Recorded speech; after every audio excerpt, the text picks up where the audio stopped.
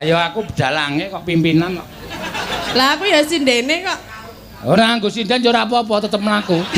Ya ora nggo dalang ya ora piye? Ah ya ora iso. Lho kuwi. Laris. Oh, jereng. Oke tenan lho kuwi. Laris. Arep ra sugih piye nek ngono ki? Nyo 50 sik rasa cerewetnya. Sing mambengi nganti gulung-gulung ngono ora dikaki. Kapan? Mau bengi. Aku yang gulung-gulung dhewe kok. Lah ya Mas rak ya pengertian lho mesake. Tak kei ning ngejak. Ya gulung-gulung ya ngono. Jenengan we nampani kok aku ora lho. Lah ya aku dalange kok pimpinan kok. Lah aku ya sindene kok. Ora nggo sinden yo ora apa-apa tetep mlaku. Ya ora nggo dalang ya ora piye? Ah ya ora iso. Wong sing diundang dalang kok padake. Ayan, laris. Laris, Mbok, laris. Oh, jereng. Oke tenan lho kuwi. Laris. Arep ra sugih piye nek ngono ki? Apa pek dhewe, apa masuk kantong, apa masuk kantong. Ayo, aku arep masuk kantongku piye? Nek brenjul kok. Kene ya wis ra apa-apa. Ha iki suwe-suwe oke. Mbok 50 aku kok ya gampang toh tidak bisa. Loh, kok enggak jadi timbilen lho? Hah? Timbilen mata. Wis ben ora apa-apa. Kalau mayang piye nek timbilen? Ora apa-apa tetep weruh motor siji-siji. Angel belane angel. Oh ben ra ulet ya kena tenan nek. Aku dek mben kae nglumpuk kowe banget ya kena sinden, kena wiyaga wah. Ah piye iki carane ngene iki? Iya. Yo. Kono ben panas awake. Weh, cangkeme. Lho, Sritenang nang pasir. Neng Elisa mau udah ini buat Pasino aja, besok buat makan sama-sama. Aja ora ujar ora kaur pokoke neng apa kae jenenge kae? Sing grame dhewe-dhewe kae ngendi? Pelem apa? Pelem rest area. Iya. Dadi le mangan ning omahku. Oh iya. Wis ora apa-apa. Ah omahku dusune jenenge Pelem Sewu kok. Ah iya. Ayo Tin, gentenan. Ya. Jumeneng Tin. Ya iki ya sinden sing lagi naik daun, ning lagi gandeng awake semono daune petil. Terus tiba meneh. Iya. Ya ora apa-apa, heeh. Iki luar biasa lho. Gubuk Asmara Tatin, anggota DPRD Dapil 4. Ya, terus apa meneh? Mau kon fragmen Suminten Edan Tatin. Oh iya, wah gantenan luar. Sindang Biru Tatin. Oh iya. Mori Putih Tatin. apa? Mori Putih. Mori putih. Lagune anyar kuwi. Sing piye? Urung tersebar. Ya sing ditumpak ke kereta Jawa. Ora njronis. Ora mbok ora sembrono. Ora sembrono kaya. Kuwi ming kertas tok. Kertas tok. Lah iya ket mau kertas tok kok. Sing mlebu sak mau? Wis direkomendasi karo Elisa. Ya nek Lisa ya ora apa-apa, nek aku ora. Kene. Kene apane? Lah kuwi. Apane sih? Sesuk nggo jajan ta? Kowe melu mangan ra sesuk? Melu. Ayo wis tak bayari. Ya ora, nek aku bayar dhewe ya iso kene. Asri? Ayo nggo kuwi ta? Lho ya ora, tak bayarke engko ndak kesingsal. Nek sing jeneng rombongan ki nek dhewe-dhewe engko kae rombongan sapa? Ah kok kean omongan kok tak kelumpukke mangan bareng terus tak bayari nganggo dit iki. Jenengan ora isin po? Ora. Aketno dalang kondang kok bayari mangan kanca nggo duit saweran ra isin. Piye maksude? Sapa kuwi sing ngebel? Embuh, Nek Mas. lagi wayangan ki pateni. Ayo iku lak iki ngebel iki ora tak kei. Iki jelas jenenge muncul, iki nek nyawer dolar. Ayo. Sinten? Loh. Pak Tumiono. Alah kaya ming ora tekan ming disaine. Kok cerewet. Isen-isen ke aku ora. Iki lho, wis tak sak kok. Lah iya kene aja disak itu.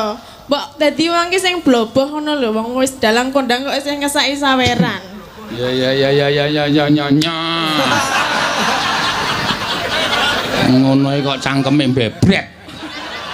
Mbok sembodo. Pak Marwoto, udu.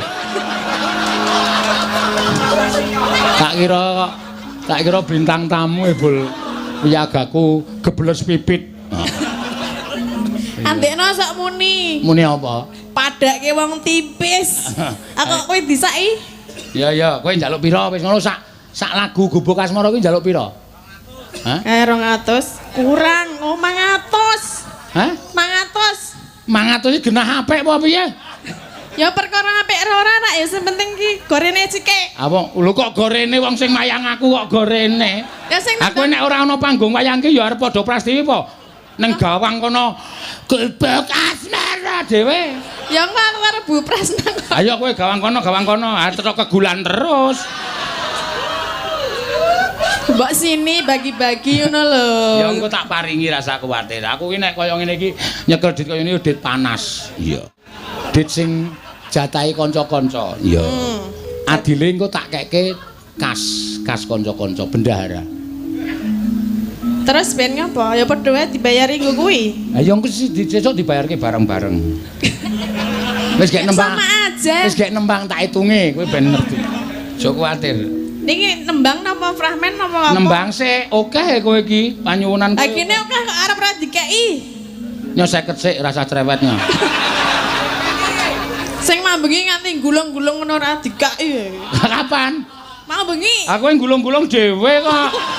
Lah ya Mas rak ya pengertian lho mesake. Tak kei ning ngejak. Ya gulung-gulung ya ngono. Kape. Ah kene ya ditampani yo. Tampani ya duit kok. Jenengan we nampani kok aku ora lho. Lah ya aku dalange kok pimpinan kok. Lah aku ya sindene kok. Ora nggo sinden ya ora apa-apa, tetep mlaku. Ya ora nggo dalang ya ora piye? Ah ya ora iso. Wong sing diundang dalang kok padake.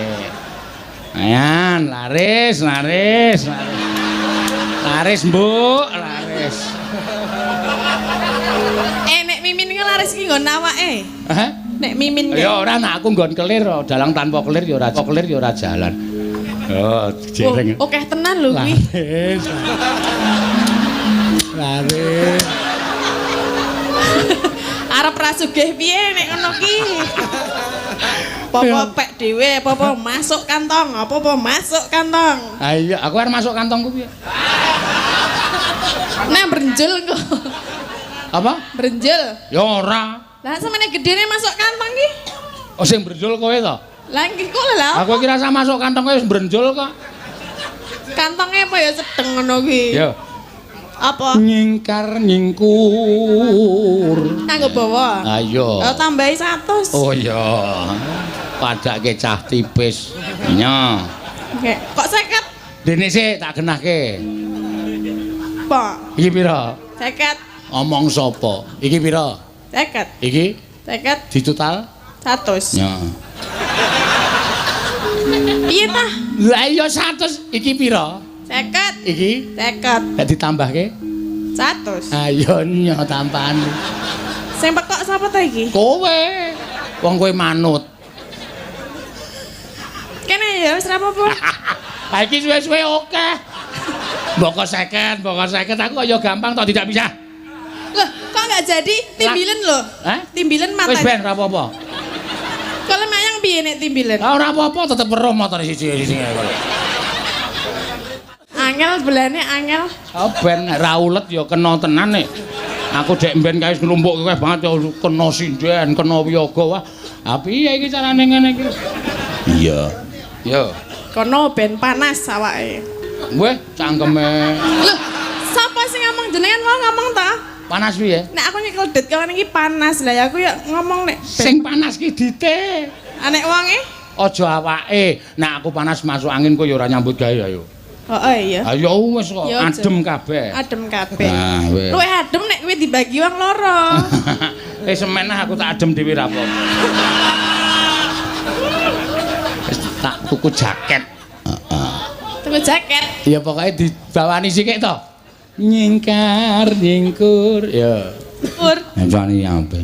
Eh? Ah. Ngelegani sing do ae mau lho. Ngapa? Ana sing penonton ae ngono mulane tak pancing kowe ben ae ngono ae wis lega. Anak iki mau ya ora krungu tenan lho le omong. Aja budek kok. Ora masalah budek. Mulutnya itu kalau bicara enggak bisa cetha. Gak bisa apa? Cetha. Wah, wis ayu ning bluk. Heeh. Lah kok Kok cetha jelas. Gak bisa. Basa Indonesianya cetha itu jelas. Gak bisa jelas. Nah, yo. Mulutnya. Karena itu kupingnya yang enggak kerunga. Saya leblok.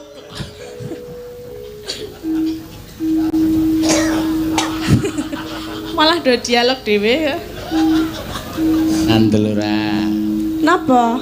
Dirampungke sik. Tak duduhi engko. Neh teles. Wis lah weh. Lah didudui? Diduduhi iki maksudnya tak kasih tahu. Kasih tahu? Lelampan coba. Saiki wae. Ya nya. Dene ya. Aku nek karo Presiden Piyoga transparan. Piro iki transferane? Kok aku ora uruh ya? 6 6 dengkulmu melocot.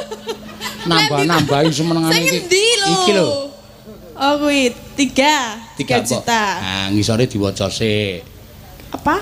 Sugeng dalu Pak Seno nyuwun gending Sriuning 1 juta kagem Pak Seno sinden songo Rp 200.000. Per A 200.000. Besok ke Jakarta mampir ke Bambu Apus Jakarta Timur.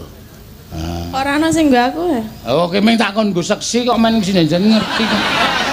Maca nggo seksi mbok mau ora usah diwaca. Nek ra entuk 200. Lah ndi? Kok ki meng ndek mripate kok larang banget to. Lah jenengan kon dadi seksi lho kok meng ndelokke ngono ora nganggo kekuatan lho kok matane didol larang. Lah jenengan ki ya urik banget mau leh terus lho. Ayo mulane kok aku dadi dalang piye? Aku piye lek ngeprak ra iso ngeprak e. Oh malah banter lho. Lah kok iso? Wah, wong wedok ki ora ana gandelane bas kok. Ngene. Malah banter nek wong lanang ki nek ra bener lelinggo, celeng. Napa kuwi? Ayo mbuh. Sikile kena kejepit. Ayo. Sok cek ngono ki ana suarane, cek turuk. Apa Cek turuk ngono kuwi. Kok totok Seneng banget. Pernah aku mayang ndak diindik saka kono lho. Jelas aku ndelok yakin. Delok apa? Ya ndelok lemu mayang. Saka kono, saka mburi kelir. Heeh, sangu utrek. Lah terus arep ngapa? Ayo ndelok saka mburi kok mbiyak iki lho. Nggo utrek ngono. Ngawur. Utrek ndure tak nei gul. Apa? Wis gek terus ke. Kayak apa? Rasa tok genahke to. Kayak apa mau? Aja takon kae cah edan-edan kok. Apa? Ora apa-apa. Dalange. Yo. Piye yo nasibmu? Sindene saka ngomah sih. Sinden saka ngomah piye? Lah niki tenan no Pak niku? Durung, makane iki perlu dikaji ulang kebijaksanaan aja nganti nyengsarake karo masyarakat. Iya. Oke lho kaya kowe iki le nyambut gawe ya tekan bengi tenan, malah sewengi kok nganti dibatasi tekan lebih dari jam 10 didenda kuwi njur kepiye nek nasibe presiden piye tak takon aku. Iya ya mak iya. Mula wajibe kudu dikaji ulang, diteliti sik. Ya, pancen ya bener ngono. Yo, terus ke. Ki ya termasuk kekhawatiranku nok karo sinden-sinden kuwi ya. Iya. Lah iki to nyebut gawe bengi. Ayo kuwi. Mula jenengan usul nggih. Tak usulke, rasa kuwatir. Aja wonten iku sik ngono. Ya. Ngene kowe do nang mburiku. Lah napa? Aku nek dhewe ya wedi. Ora sembodo ora. Aku nek dicekel polisi nek demone ora ngrekoso ora. Lho Pak polisi metu. Ngandel ora. Lagi rasane kapolseke wis klithah-klithih. Wis senengane ora. Ayo gak wis. Sesuk wayangan berarti awan mawon nggih. Ya ora iso. Kuwi tradisi kok. Itu budaya kita, tradisi, ndak bisa merubah tradisi. Ya. Oh, berarti itu yang dirubah ya. Semoga nggak begitu ya. Yang di rumah, jadi di rumah. Yang dirubah RUU-nya harus dirubah sebijaksana mungkin, tidak menyengsarakan masyarakat. Ya. Ya. Bidan-bidan kayak jaga rumah sakit ya ora entuk. Dadi wong loro do mudar. Sayang, Pirang-pirang panggung ora melu ki. Anting di mana, Pak? Anting teng pundi ngono. Iya. nggih jenengan terus nyauri pripun? Ujian. Lah ya ujian tenan to? Nggih, saloke ujian. Saloke iki basa apa? Basa wetan. Ayo sijine ujian, sijine ngopo? latihan. Oh, ya wis nek seneng latihan terus wae. Rasah pentas. Ya ming latihan tok terus ya, Mas. Lah duwite piye? Duwite njaluk sing latih kono kok njaluk aku.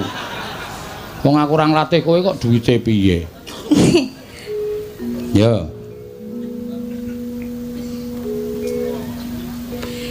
Mon memajeng. Ya. Kon keruk jenur. Waduh. Kok nganggo keruk barang. Lah ngoten niku basane Pakde. Kon apa pasane kok? Kon keruk. Jan kon kro janur kuning. Nggih Pakde. Oh ya. Bahasa kaget aku. Wah, suarane elok ya, Mak. Oh, rupane ledek. Wes putih ya iki rada. Putih apa? Ming wedake kleru. Wah, wedak kirik tok nggo pupuran. Nek tuku wedak ki aja sing mereke Doris. Kae nggo ngilangi catak kirik.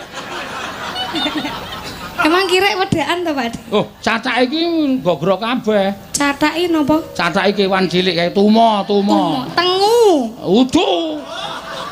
Nek tumo cilik, nek tengu cilik meneh. Tumo kowe nek nyindan sok tok kukur nganggo jungkat kae lho. Ra.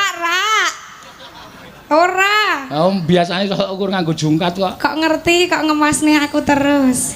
Ayo ora mung ngewaske kowe iki yo. Aku wis tuwa kowe iki sak anakku kok. Ngewaske kowe ya entuke apa? Ambok ngewaske sing pojok kae mah wareg.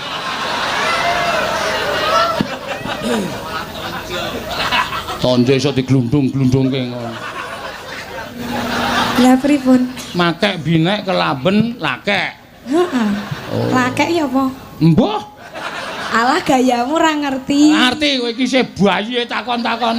Alah, saka mripate ngapusi. Alah, tak omong engko tak omongi nang omah wae. Ya arep ngandani piye ngono lho carane. Ya nganu wae, Pakde. Intine wae. Oh, ora ana intine lakek iki. Ra aman po? Ora aman, ra apik. Sesuk wae nek wis gedhe ngerti dhewe kowe. Lah kula pun gedhe. Gedene semono kok lho. Wis semester 1 kok. Engko tak tekon wiyaga wae. Oh, takon wiyaga malah kedrawasan. Piye kok kedrawasan? Ah mesti le ngandani terang benderang kok ya. Iya. Takon apa kowe, Nduk? Lakek oh, ngene iki lho. Cilaka malah. Heeh. Ya. Ya jane meh padha mingtekno kendange kuwi numplang tung plang. Heeh. Nek iramane ya padha. Lah ya gamelan Yojo, gamelan Jawa. Lah iya. Tapi engko cepet tok. Ayo, Tapi engko cepet. Oh iya. Wis manut musuh sanom iku kudu cepet.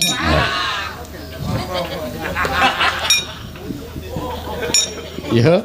Emang nek tuwa kudu alon apa, Pak De? Wah. Bocah iki lho. Wong urung umure kok takonane tekan ngendi-endi. Nek sing jeneng wong tuwa iki ngopo-ngopo mesti alon. Adus ya suwe. Mlaku olahraga ya mesti ming mlaku, gerak jalan, ngepit ya mesti alon-alon. Wong tuwa ki alon-alon, ora ana wong tuwa cenanangan. Iya. Embuh nek sampean, Cuk. Cengengesan lho. Terus ke, Pak De? Terusno. Sinden mateni pasaran ki ya ngene iki. Iya. Mun Pak De? Iya. Mbok ngono lho. Lho ora nek nom-nome wisan. Oh, coba nek kuwi cempala buatukmu mudhar. Ya ora eneng enom-enome le muni. Ya wis ra sida tak kei dit. Mah piye wong kon muni om kok angel. Ya wis Nah, nyo 100. Pokoke anggere om 100. Iki sken biyen tak weling to, kowe anggere pentas nyeluk aku om langsung tak ulungi 100 nek ana duwite. Nek ora ya kertas. Ha iya matur suwun. Heeh. Ki sing kedua pamundutan saka Bapak Klik Ardanina. Ya. Sing ora iso rawuh bengi iki lumantar nawala panjenengane ora iso rawuh nanging apresiasi pementasan iki ana ing Kecamatan Grabak nyatane panjenengane nyuwun sekar podang kuning. Oh iya. Sing istiarto dening Bapak Mbak Elisa Orkarus Alaso. Oh iya. Ayo Mbak Elisa jumeneng monggo. Mbak Elisa Orkarus Alaso. Ya iki sing sinden ra iso basa Jawa halus ya iki. Injek wonten dawuh menapa malimbak? Kelas 3 ajeng napa wonten dawuh napa? Ora kowe Kang Slupan demit ngendi kowe? Lawuh ra ngerti. Ah wong sing apik kowe saiki tak omongi to. Nganggo kebaya, nganggo sanggul, nganggo jarik iki sing apik ora begijikan kaya ngono kuwi. Begejekan nopane? Begijikan ki polamu ora temata ngono kuwi.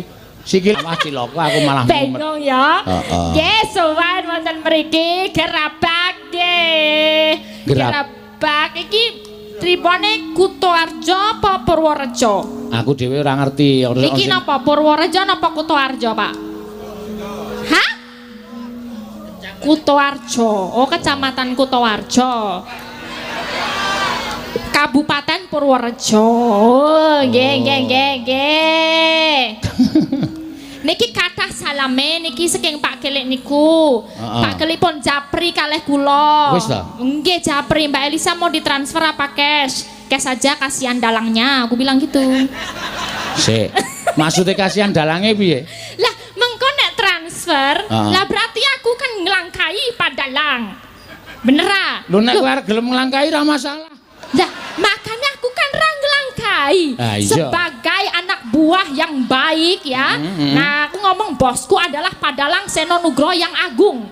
Nah, monggo Pak Kesmawon mengkeh via Pak Dalang. Terus neng nggon Japri piro? Neng nggon Japri. Ya mau ngomong arep transfer apa cash mawon via Pak Dalang. Wah, saya sangat hormat sekali pada Pak Dalang yang agung yang sangat ngono lho. Saya kowe Pak Klik ngendi komunikas to? Iya tak ngomongin njaluke transfer tapi ratakne nomorku ne. Neng dhek maringi cash iki mau. Neng nggon Japri kuwi mau ana nominale berapa cash? Kok kowe takon nominal barang? Oh, tak cocoke karo kene. Lah ra diomongi nominal. Aku iki ra percaya karo kowe. Engko nek piye to iki ne? Engko nek kowe njaluk luweh. Beh, upama neng kene ngekeki 200 terus cashnya 500, aku tombok 300. Oh. Aku ikhlas sesuk tinggo jajan bareng lah dhewe arep ning Jakarta to. Nggo jajan bareng wae penak to. Cocok. Ngono lho. Tenang, sesuk kan ade lunga bareng-bareng. Nek ngono tak lumpukke saiki. Sesuk nggo jajan. Sesuk isih mandek pom barang nek nguyu kudu mbayar ya ora. Nah, aku disimpen Pak Bos wae. Ora nek nguyu dhewe-dhewe wong nganggo le duyuhke nggo alate dhewe-dhewe kok. Aku kon bayari. Lha wis resiko dadi pengarep bedake dari pengarep ki gampang yo. Angel ya Pak. Dadi pengarep ki angel. Yo, pokoke iki ono salame ramung Pak Gelik, Pak Bambang Pur sapa ya siki Pak sing nanggap sesuk tanggal 4 Januari. Dari Pak Bambang Suparno Jakarta, salam untuk semua masyarakat Purworejo yang nanggap besok tanggal 4 di Jakarta. Neng Sunter. Iya. Jakarta. Sama dari Pak Ranto itu dari DPUPR Kabupaten Purworejo. Itu juga nggak bisa hadir. Wah, iki kok do klitih nomorku kok ngendi ya Pak? Aku ki bingung loh. Oh, artis. Kok duwe nomorku loh Pak. Ora apa-apa. Mesti iki tetep biangke roke Pak Seno iki. Ya ora. Kowe wis bar nyanjung dalang kok saiki. Dalang tok unekke biangane, biangke rok. Ora ngajar ya, podang kuning. Nggih. Ngopo kowe ndelok-ndelokke wis neng sak kabeh kok tok teliti. Pengen nanti nggih. Sritenan Onanggono magawe gelari rawang bang. Oh. Antasena Pakde Kartomarma, ya. Ayo, kowe gelem bali ora li? Aku kon bali mergane Pancawala Kandanana. Najan kuwi kadangmu tuwa nanging ora pantes lamun kepengin nyilih negara Ngastina. Ngerti yo? Lamun negara ku ora disilih-silihke dening sapa wae ing mengku bawat perintah negara ing Ngastina. Kuwi Kanjeng Koko Prabu. Yen kowe ora gelem semingkir apa krakon Kurawa wong atuhmu tegel karo kowe. Tak ajangi jembar apa Pakde. Nek Pakde niat arep gawe rekoso utawa arep ngundurke Antasena, aku rupak wani jembar wani. Nek nganti apa kang dadi penjaluke Kakang utawa gegayuhane Kakang Pancawala ora kelakon, dosa nek nganti Antasena ora iso mbedah negara Ngastina, iso mujudake gegayuhane Kakang Pancawala. Yen ngono kowe wani karo wong tuamu Parasata Kurawa. Sing tawet dene apamu? Ora minggat karep aku tibantangan pecah siramu. Jajal-jajalan Pakde menang sapa? Anak karo wong tuwa.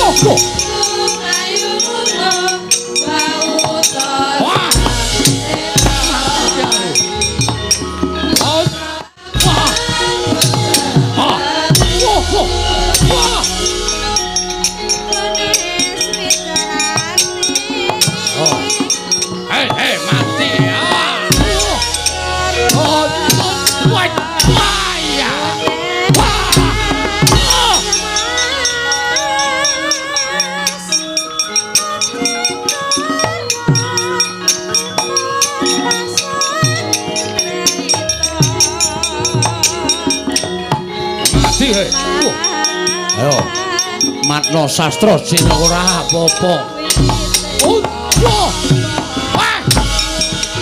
Oh, oh, oh.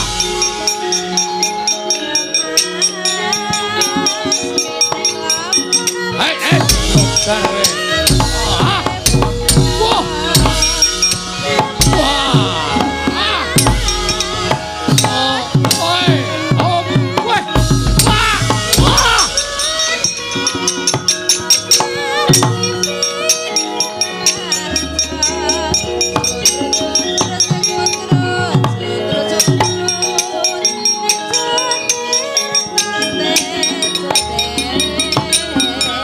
Cocok tumbak jebol dadamu waras.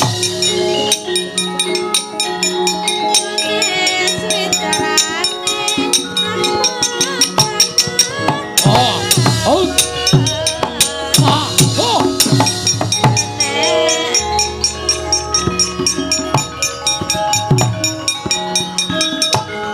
Mati. Ah, oh, woi. Hei, balik hei.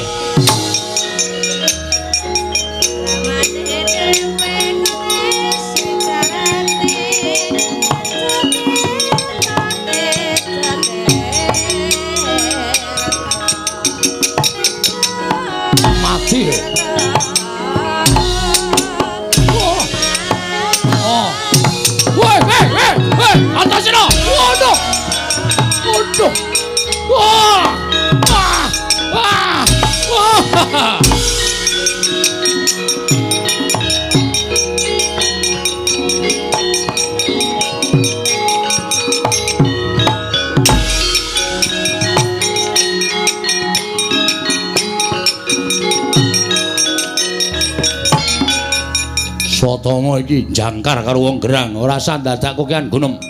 Ayo, ora menehke negara Ngastina. Wujud apa wae tak wujuti, pecah dadamu ayo. Ketokno kasudebianmu, Asatama mati.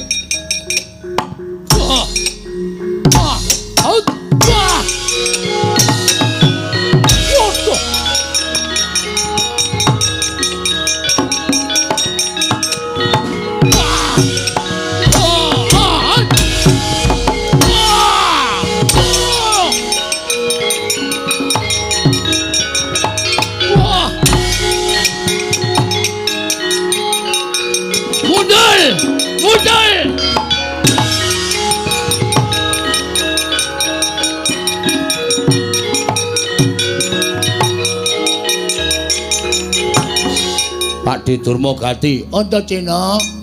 Mumpung iki dulung patiya gegel, kowe mundul. Mundur piye?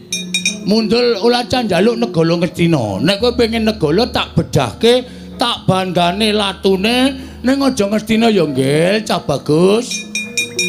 Pokoke Pak kakangku, Kakang Pancawala nek ora negara Ngastina dheweke moh dadi ratu. Ora nek Kurawa kuwi negara Ngastina. Aja maju jen, Pakde. Kon ngrubut Antaséna. Anak Werkudara kalah karo Kurawa, meguru karo Kurawa 20 taun. Wah, kowe iki pancen ngeyel. Kowe ngerti oleh aku sapa? Pakde Durmagati. Nek liyane tok anggap enteng lah masalah, nek aku aja tok anggap enteng le. Ayo, matno sastra jendramu, pecah dadamu. Yo, tibakno. Hat! Wah! Bajigol apa-apa. Edan. Modal we. Ayo nggawa gaman. Oke, tunggu sini.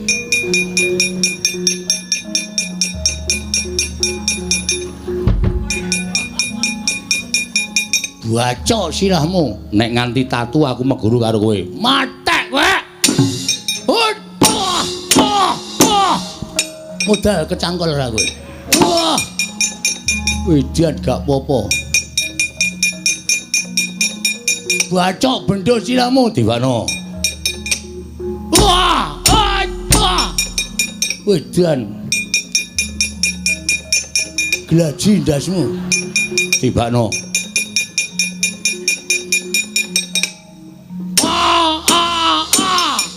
Asem lah apa-apa.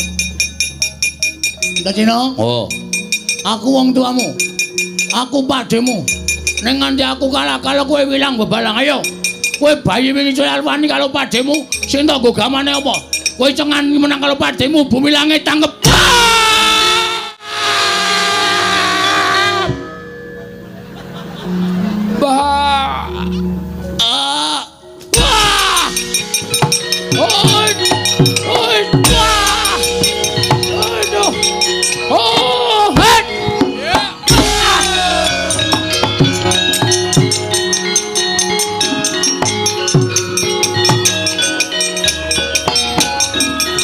Ayo le, rayak le.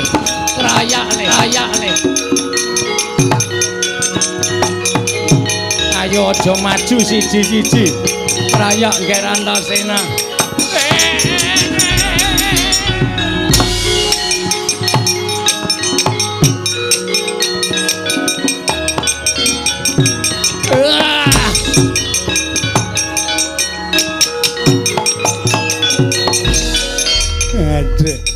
Aku tobat ngger. Antaséna aku wong tuwa aja mbok kapak-kapakke. Aku wis kapok tenan. Mbah Pate. Apa?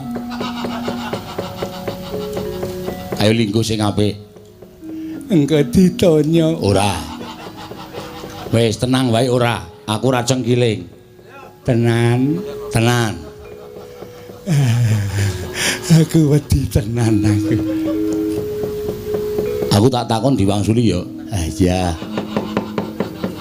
Sing ngetapke Kurawa mau sapa? Aku.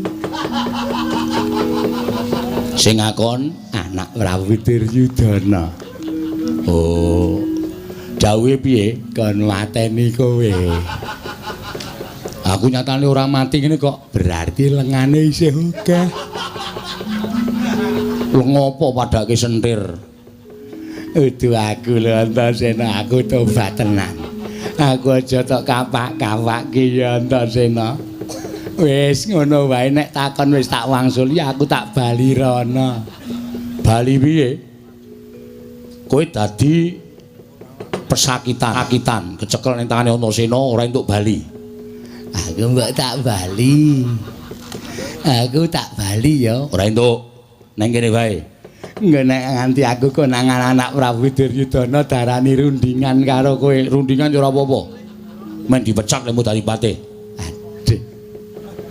Aku tak mulih rono. Pengen mulih rono? Pengen. Pengen slamet? Pengen. Nek pengen kena bali rono ning ana syarate. Syarate apa? Syarate kowe nek tak undang Sengkuni ngono le wangsulan dalem Pak Guru ngono ya. Isin aku. Wegah Antasena, aku ki wong tuwa. Gelem ora? Ora gelem tak kepruk watu ndasmu. Ya wis, gelem. Ya, ngono anggere kowe ora wangsulan ngono ki tak ajar kowe. Iya. Sengguni dalem Pak Guru. Kelas piro, Li? Kelas 6. Wis tuwa kok kelas 6 nunggak ping 8. Kok nunggak terus ngopo mergane? Isin aku. Isin kula Pak Guru. Ora sa isin kula nakal. Oh, nakal. Nggih Pak Guru. Ngopo kok ra munggah? Ngincenroke Bu Guru. Ngincenroke Bu Guru. Nggih Pak Guru rok dipepe kok Pak Guru. Oh, tak kira nek lagi mulang mboten wonten. Nek ngincenrok dipepe iki weruh apa? Weruh jepitan. Jepitan pemean Pak Guru. Mumpun nggih Pak Guru, mumpun nggih. Arep endi? Ajeng wangsul. Pelajarane pun telas. Kena nandhake murid sing pinter bali karo nyanyi. Mboten isa Pak Guru, kepruk watu sirahe.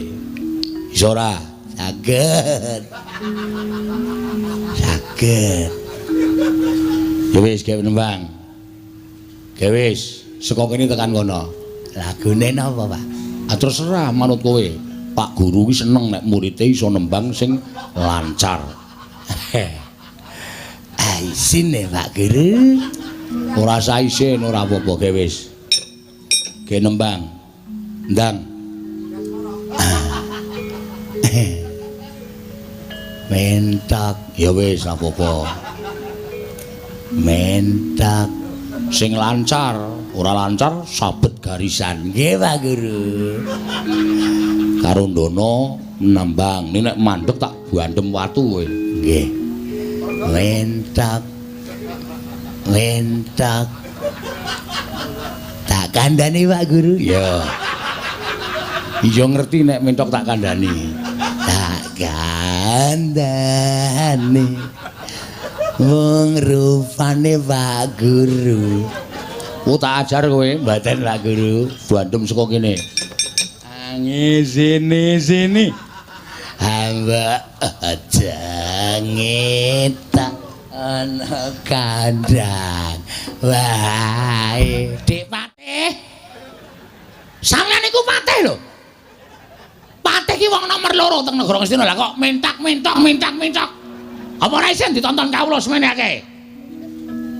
Tak kandhani mengrung-rung.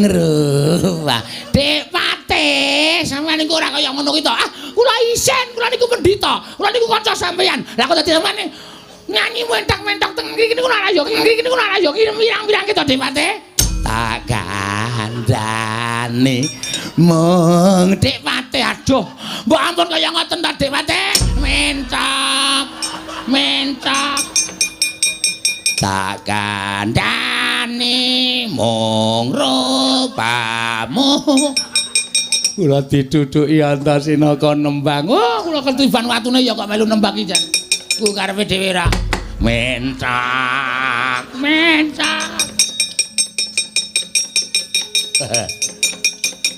Ana wong tuwa-tuwa kok do ora ngerti isin. Lah kandhane. Man, sampeyan iku wong gerang lho. Nyanyi turun dalan. Sak penake dhewe. Mangrupamu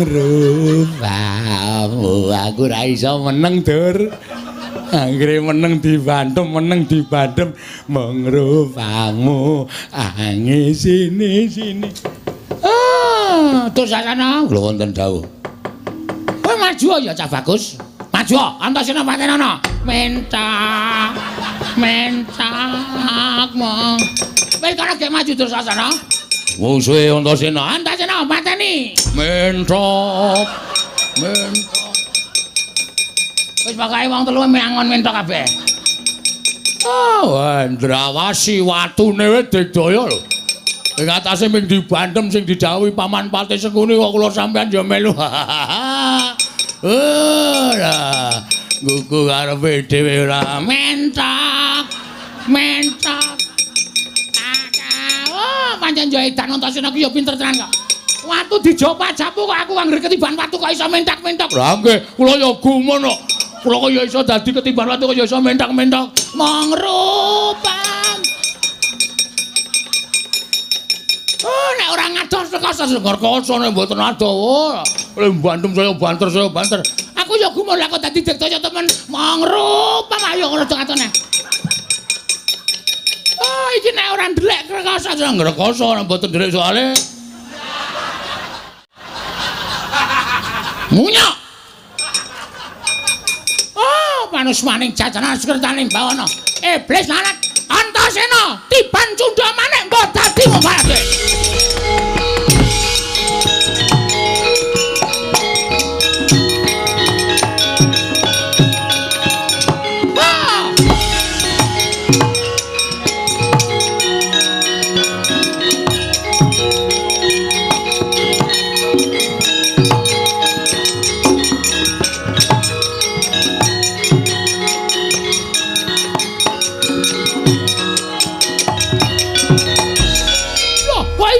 Antasena ana dewa welas, Mbah. Lah kenapa kok dadi bane cundha manik kok ora apa-apa? Lah iki cundha manik. Ya mati aku.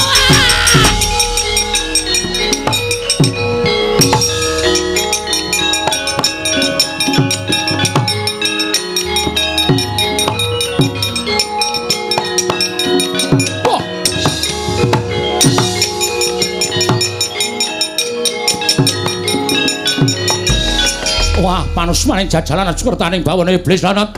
Wah, menungso ra tatanan. Antasena malah gawe geger negara Ngastina. Lengger, kena tak kandhani apa ora? Ora kena tak kandhani. Awakmu mentolo karo kowe glandang nenggala mbok dadimu marang.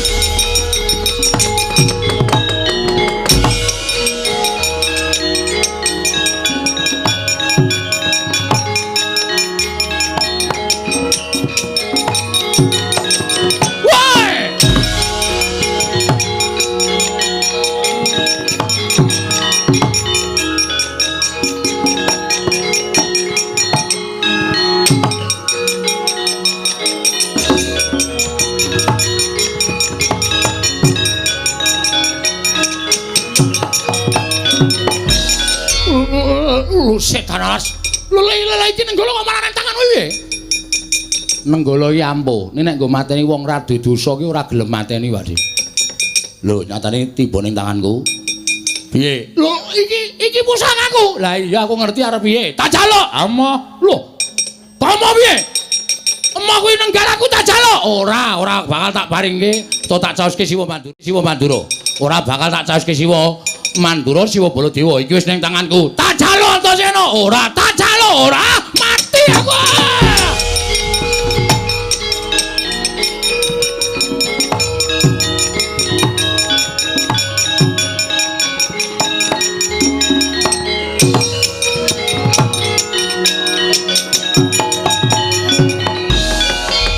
Bubar maut Siwa Ngastina golek papan pendelikan. Siwa Mandura mlayu, Durna mlayu. Lah iki nek nganti suwung Ngastina, monggo kakangku Pancawala kepengin dadi ratu ning negara Ngastina. Lungguh dampar tinggalane Kanjeng Hyang Prabu Pandhu, tinggalane Kanjeng Hyang Prabu Sentanu. Jarine sing dilenggahi Siwa Ngastina kuwi dampar tiron. Monggo nek aku ora nyekel salah siji kamituwaning negara Ngastina, ora ngerti apa syarate, sengkune cegate kaya.